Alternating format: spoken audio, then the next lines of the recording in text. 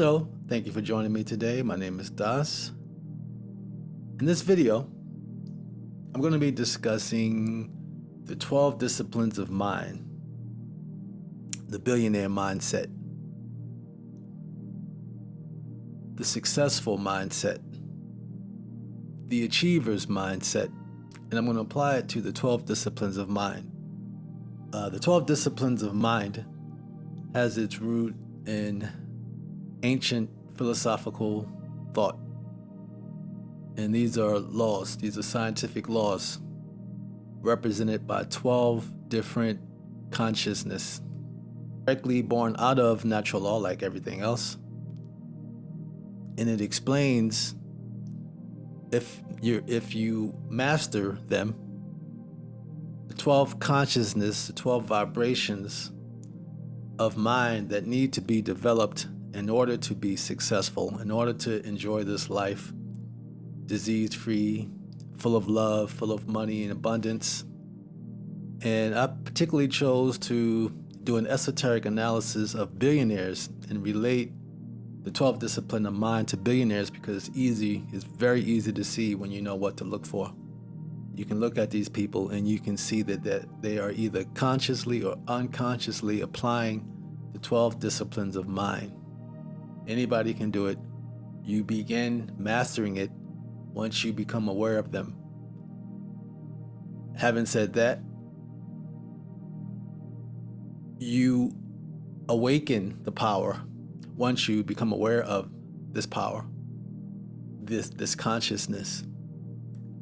The ancient Egyptians represented different vibrations of consciousness with characters in their human form and animal form, or in symbols. These are all vibrations that are laws. The law of vibration is a law of the universe, one of the laws of the universe. The 12 disciplines of mind allow you to perfect your use of your mental capacities in order to be successful. So, I'm going to jump right into these laws. I want to keep the video short. So these disciplines, not necessarily laws, but these disciplines. We're going to start with Peter. Now, before I go into the 12, let me just give a brief history, a brief overview of these 12 disciplines, or disciples as they're known in the Bible. This thought, these 12 disciplines, no one knows how old they are. Like the 7 laws of the universe, all you can say is that this is ancient thought, and this ancient thought has been incorporated into several religious texts around the world. In the Bible, they're giving these names, and these names, I've studied the names. I've studied the etymology of these names. People who don't identify with Christianity will look at these names as Christian names, and that would be a mistake, because these names, from an etymology perspective, have meaning that goes beyond even the English language itself. So we should not run away from the fact that these biblical or English names that are used in the Bible don't have relevancy in our life. We should that would be a mistake, because there's power in these 12 disciplines. You can use other names to replace these names if you like. You can use Hebrew names to replace these names if you like. As long as the meaning of the word of the discipline is incorporated into the name, that's fine. Or you can just make up your own 12 names, as long as the meaning, the consciousness of the meaning is built into the word. So now, having said that, let's jump right into these 12. As you can see, the first discipline is Peter. Peter represents right hearing. Hearing correctly. Hearing what? There's a voice in your head right now that's talking to you. Self-talk. Self-talk is the power of the life. Self-talk is a offspring of your thought, your mind. And this dictates your life. This is powerful. This is why people use affirmations. Because if you can control what you're hearing, what you're thinking, you control your life. And Peter represents rock solid force, dedicated right hearing. Simon Peter. Simon is the undisciplined hearing. Peter is the rock solid, dedicated, disciplined consciousness. When you master your hearing, you master your life. And that's probably why it's number one. And you can see, without a doubt, that all successful people don't waver in their goals. They don't waver in what they're hearing. They're steady, rock steady, solid. There's no back and forth. There's no plan B for a lot of these people. It's plan A or nothing. This is right hearing. It's no wonder that they're successful. And I've studied multi-millionaires. I've focused on multi-millionaires and billionaires. 600,000, 700,000 and above net worth. And it's very easy to see. It's not a big deal. I mean, it's not, as long as you know what to look for, anybody can do what I did. And that's one thing that you see with them all, is that there's no wavering in their belief that they will attain their goal no matter what. And no matter what doesn't mean get rich or die trying. It means I'm focused on achieving my goal, and nothing negative is going to prevent me from doing that. These people are connected to the higher levels of the living mind, consciously or unconsciously. We don't know. Now let's go to number 2. Number 2 is Andrew. Andrew represents courage. And you have to have courage in order to be Simon Peter, in order to have right hearing, solid hearing. To set a goal, other than your thinking and other than what you're hearing, you have nothing else to fall on to help you achieve your goal. There's nothing that you can see in this world that will allow you to accomplish your goal. Everything towards accomplishing your goal is what you're hearing. The power in you achieving your goal is what you're hearing. That takes courage. There's nothing stronger than that courage of following up, living based on what you're hearing. Think about that. Just think about it. The essence of the universe is substance. Thought. Thought is the real substance. You're successful once you've attained that thought, not when you've manifested it in the physical world. If you never develop the right hearing, if you never develop the courage to pursue your goal, you don't have the goal. You will not reach the goal. Reality is thought. What you achieve in this physical world is the effect of thought. Cause, thought. Effect, you reaching your goal in the physical world. I'm going to be doing another video on the law of attraction, and I'm going to relate it to the 12 disciplines of mind and natural law, because that's what it is. But let's stick to this topic for the moment. Okay, James. James represents right judgment. Judging things not from appearances, but judging things based on your knowledge of the living universe. And that knowledge is firmly planted in love. I know that sounds very vague, but anybody or anything that provides for you, anything that provides everything you need to be happy, anything you need to achieve, anything for you to be happy, anything for you to feel loved, protected, that thing, whatever that thing is about love. At the highest level. And that's what we have with the living mind. And we need to look at everything that we come across in this physical world as some manner of love, some degree of love. You have more love, you have less love. There is no hate. We live in a loving universe. This is right judgment. This is correctly seeing things. This universe is not out to get us. Life is not out to get us. If you're hearing that this universe is anything other than a loving universe, a loving world, whatever you want to call it, a loving, living mind, you're not hearing right. Now, when you talk about faith and courage, it takes faith and courage to believe that this universe is love. This life that we live is love. Some people are experiencing more love, some people are experiencing less love. Depends on what they're hearing.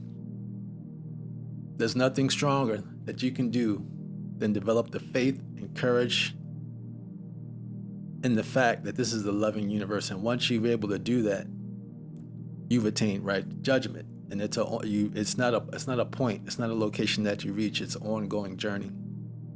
Everybody you see is love. Everything you see is love. The law of polarity, again, go back and watch my natural laws video to explain, to get a better definition of these laws. But the law of polarity says that like and unlike are one and the same.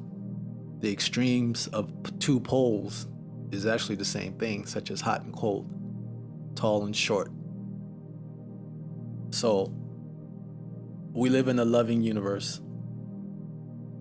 and with this peaceful way of approaching life, then you're able to correctly judge all things. Now, John represents love. John and James are brothers. And you can see why James and John are brothers, because you need love to have right judgment. These things are related. Not brothers in the physical sense. They have the same parents or same mother or father. Brothers in the esoteric sense, in the metaphysical sense. These are related. These weren't actual people. These are consciousnesses. When I was in Sunday school, I heard about these 12. I heard about what we spoke about, learned about the Last Supper. There was a bigger story behind what I was taught in Sunday school, and probably what many of you were taught about these 12 disciples or disciplines of mine. This is the higher level of that lesson. We got a lower level of the lesson. This is a higher level of the lesson. Now, let's jump into Philip. Philip represents expression. Expression meaning you can only express what you're hearing. You can only express what's in your mind. You can only express what's in your thinking. And to know the person is to know and see what they're thinking. This is Philip. Bartholomew represents creativity and imagination. For many of us, we get the thought and the picture of the thing that we want to achieve before we can get the feeling of what it feels like to have that thing. And we're only limited in what we can achieve by what's these pictures that we have, these thoughts that form pictures, creativity and the imagination. abundance thinking, billionaire thinking, multimillionaire thinking is creative in its application.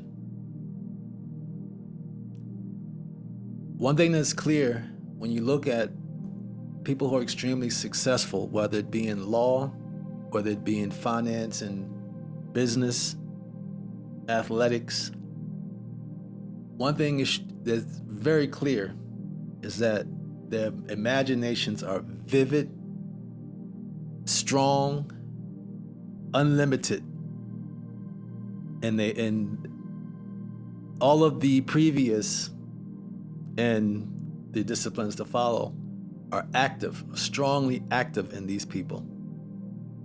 You cannot have limited creativity and achieve big things. This is why exposure is so important with our children, because what we expose to them allows them to form their images. This is also why watching TV for hours on end or watching YouTube videos for hours on end unattended without parental guidance is not a good thing for our children, because their pictures are getting in there that will manifest into something. Maybe, maybe not. If we're not limited in our imaginations, then the sky's the limit for our children. As parents, our number one job, aside from caring and loving them, providing for them, is to make sure that there's nothing stifling their imagination. You want your children to be successful? Control what's going into their minds. Control how they're using their imagination. Teach them to think with an open imagination. No limits. Everything's possible. You're not spoiling your child by limiting their imagination, by saying things, money doesn't grow on trees. No, you can't have that. You're better off spoiling them. You're better off controlling how they're using their imagination to the point where you're not limiting it, but you allowing them to use it to the point where they can develop an open imagination where everything is possible. Now let's go to Matthew. Don't want this video to be too long. Matthew represents desire, and more than just desire. Once you have a desire, you have to realize that desire is already been reached. That thing that you desire, you already have. The plan for your success is built into whatever it is that you desire. It's there. It's not something that you have to go and get. You already have it. And like I said in the same video earlier, thought is where your goals begin. Once you have the thought, you're on your way to accomplishing your goal, and the plan for your success is built into the goal. You know what to do. And if you don't know what to do, the knowledge exists for you to find out what to do. The sources are there. You just have to lock into it with a disciplined way of looking at the thing that you want to achieve, with a disciplined mind, right hearing, with the courage, with the right judgment, strong imagination. Now, when you look at successful people, they generally don't seem as though they believe that the thing that they desire was an impossibility. They approach it more so from the perspective of, I have it already. I have it already. Now, by now you should be seeing how these are relating. Okay? It may take some time. It took me, I was introduced to these disciplines, maybe 4 or 5 years ago. And I fell in love with them right away once I realized what they really represented. Though I was led astray as a child. Once I was able to relate these 12 disciplines of mind to ancient thought, everything opened up for me. I changed out the way I looked at the Bible, the Torah, every other religious book, every other religion that I've studied. Because you find the roots of all religion and ancient thought. And it starts connecting the dots. But anyway, I digressed. Thomas. Thomas represents denial. Denial is Thomas and Peter are related in some ways. Denial is about not letting things which do not fit into your overall framework, your plan, not letting those thoughts take root in your mind. It's also about understanding. When you dig into the 12 disciplines, there's a book by Fillmore. He goes into the 12 disciplines. It's an old book. You can find it online. I believe his name is George Fillmore. He has an approach that builds on the ancient approach, but one thing that I don't like about his book is that he presents it in a way that disconnects it from ancient thought. And when you remove this information from ancient thought, it takes it, you remove it from the context, and it's hard to get the big picture, the holistic view of it. But it's another source. I've come to the conclusion that Thomas represents denial and understanding. Once you understand the big picture, natural law, 12 disciplines of mind, if you don't understand how certain thoughts can influence your goals, influence you reaching your goals, it could be a problem. You need to have understanding of natural law, these 12 disciplines of mind, and other philosophies, not only these, but other philosophies, in order to be successful, in order to reach your goals in life.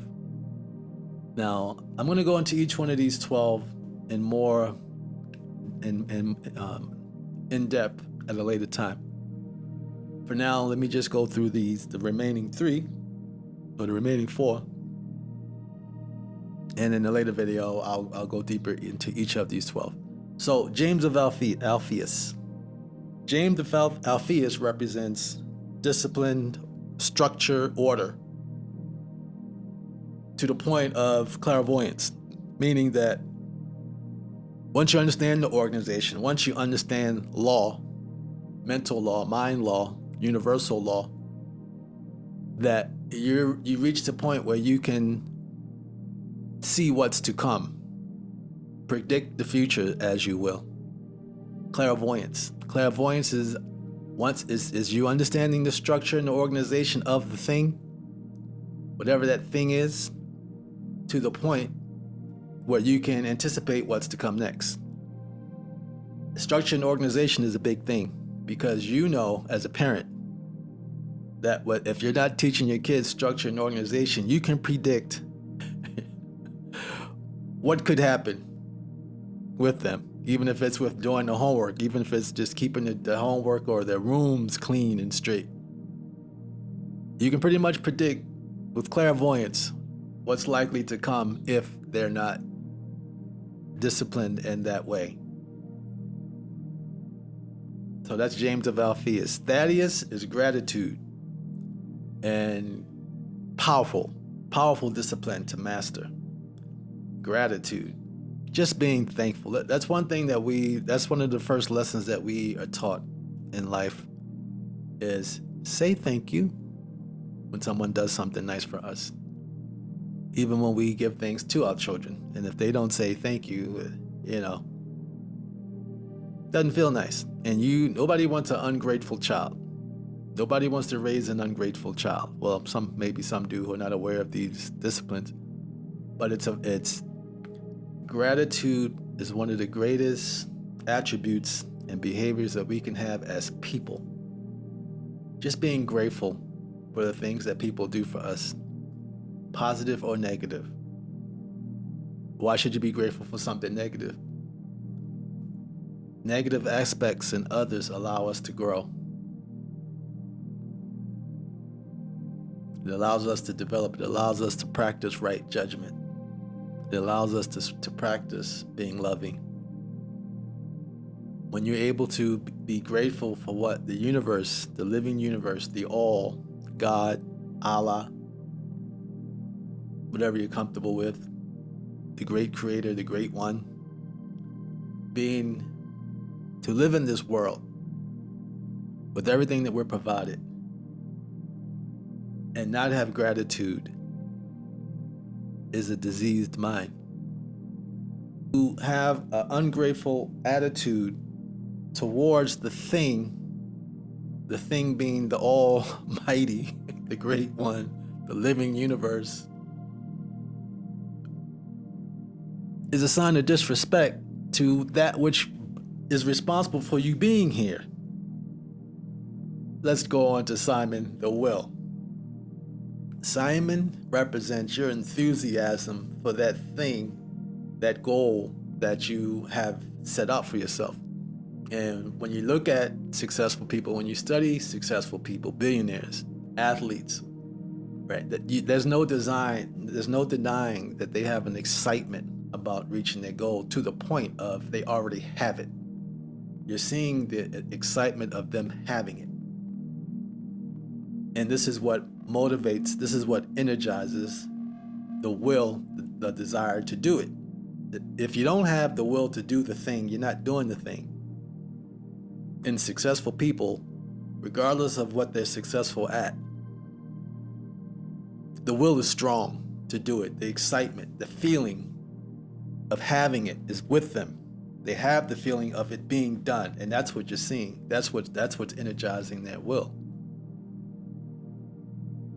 And this is something that I've seen, and I don't look at billionaires, multi-billionaires as the negative 1%, because they're people, and different people have something to teach us.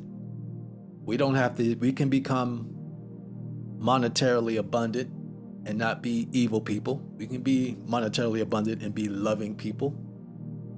There's an assumption that if you're filthy rich, you can only become filthy rich by being nasty to people, stepping on people. Capitalistic mindset. That's not true. It's not true at all.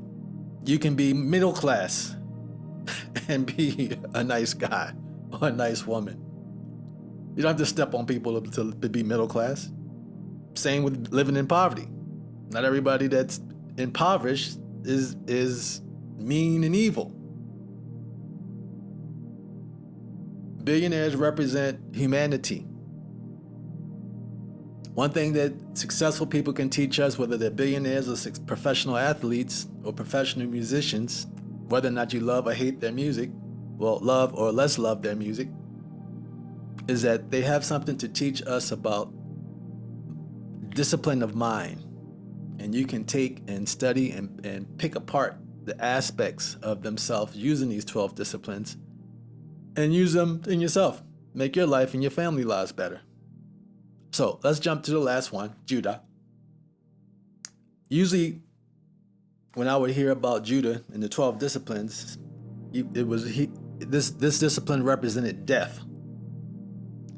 And the more I looked at death, I didn't want to associate death with one of the 12 disciplines, so I stuck transition in there. I like transition better than death because I see Judah as representing you moving from one level to another level, transitioning. Even in death, it's a transition. You're moving from the physical body to the spiritual body, the spiritual world. If you have a quality that is not disciplined, it can also cause you to transition to levels that are undesirable. And these are choices. Wealth is a choice. Success is a choice. Poverty is a choice, regardless of your environment. We have numerous examples of people who come from negative environments and achieve on a big level in all ways, in all races. Well, there's only one race, the human race, but it is required that we be disciplined in our mind and disciplined in thought to achieve.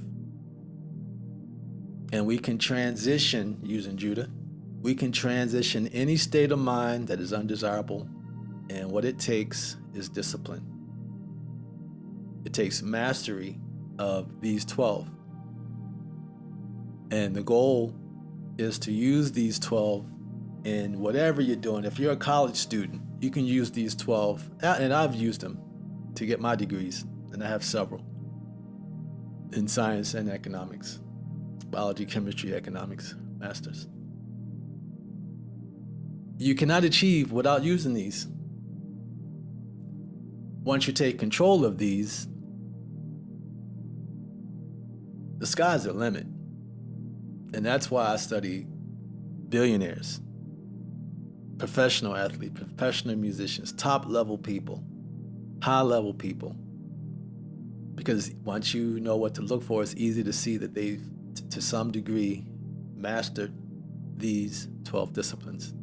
And now that you know, now you're on your way to mastering. I hope you enjoyed this video. Be sure to check my previous video on the natural laws to be able to relate these laws to natural law. Until next time, peace.